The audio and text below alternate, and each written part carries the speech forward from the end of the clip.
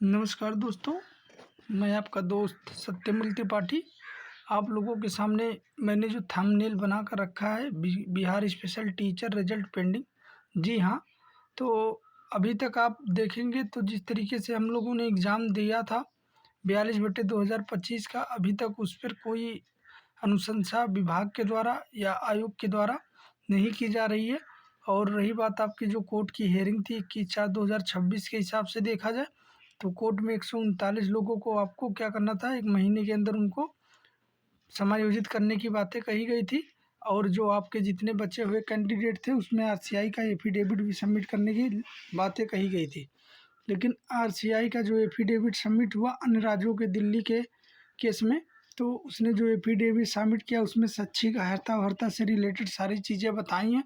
उस बिहाफ पे देखा जाए तो इनको जो 816 सीटें आप लोगों का जो वहाँ पे 18 वर्षों से गेस्ट टीचर बिहार राज्य में लगे हुए हैं उनको परमानेंट करने की बातें हो हो रही है।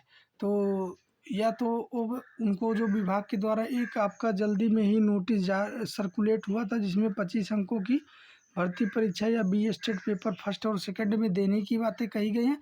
उस बिहाफ पे देखी जाए तो सारे जो कैंडिडेट आपके 816 कैंडिडेटों में से जो आपका 805 लोगों का जो लिस्ट आपके ग्रुप में मैंने प्रीवियस वीडियो में डाल रखा था, उसमें वो लोग कहाँ से हैं, उनका डेट ऑफ बर्थ क्या है और बिहार के किस राज्य में किस जगह पे वो बिहार में किस ज़िले में वो लोग पोस्टिंग है, उसमें बाकायदा उनका मेंशन है क्योंकि उनकी ज्वाइनिंग है और उन्होंने कौन कौन सी शैक्षिक अर्हता को धारण किए हुए हैं और बी स्टेट पेपर कितने लोग पास हैं। हमने बिहार राज्य से रिलेटेड जो वहाँ की कैटेगरी है जनरल की कैटेगरी को ऐड करते हुए सभी सीटों की संख्या हमने काउंट करके बता दी थी। तो सबसे पहले आइए हम लोग जानते हैं, देखिए जिस हिसाब से देखा जाए तो जो कोर्ट की हियरिंग थी उसके हिसाब से 1 महीने के अंदर 139 लोगों को समायोजित करने की बातें कही गई थी। और आरसीआई की एफिडेविट सबमिट तो अभी बिहार राज्य के लिए नहीं किया हुआ है, लेकिन जिस हिसाब से उसने दिल्ली में किया था तो उसी हिसाब से मान के चलिए 99% आपके चांस वही सारी बातें आरसीआई की एफिडेविट में कही जानी है।